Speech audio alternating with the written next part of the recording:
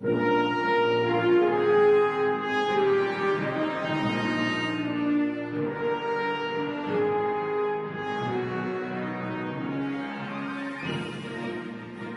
the second in our series on the developers who helped create Chris Roberts' worlds, we are remembering Paul Steed, a world-renowned artist and 3D innovator who sadly passed away earlier this year.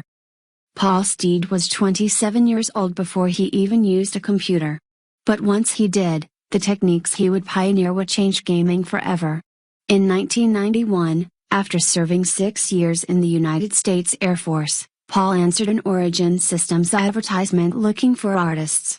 Already a gifted sketch artist, he joined Chris Roberts' team doing 2D work for Strike Commander.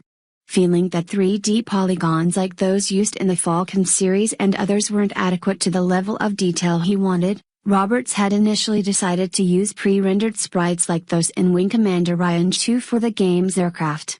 The ground and less detailed objects like buildings would be done in actual 3D. Paul was assigned to test the software for the 3D portion.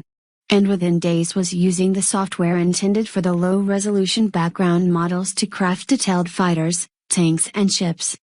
The result was so impressive that on his work alone 2D sprites were thrown out entirely and the game, and most games that would follow to this day went fully 3D. Paul had invented low-poly texturing. He went on to build every single object in Strike Commander and then to train Origin's artists on the system themselves. As such, he was responsible not only for Strike Commander's stunning graphics, but the 3D art scene in Wing Commander Armada, Heart of the Tiger, The Price of Freedom, Pacific Strike, Wings of Glory, BioForge and others.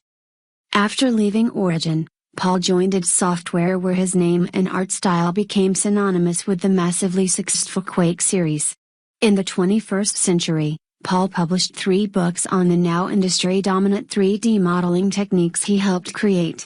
He served as creative director at Atari and then went on to help found Exigent, a game art clearinghouse company that assisted projects on contract.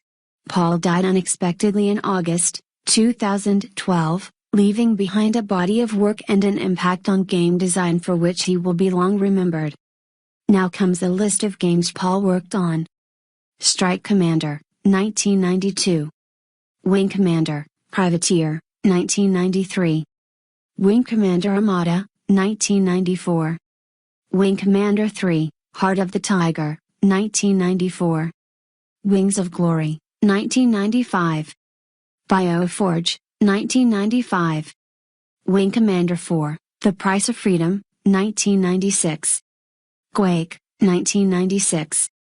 Quake 2, 1997. Quake 3, Arena, 1999.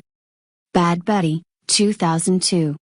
Shadow Ops, Red Mercury, 2004.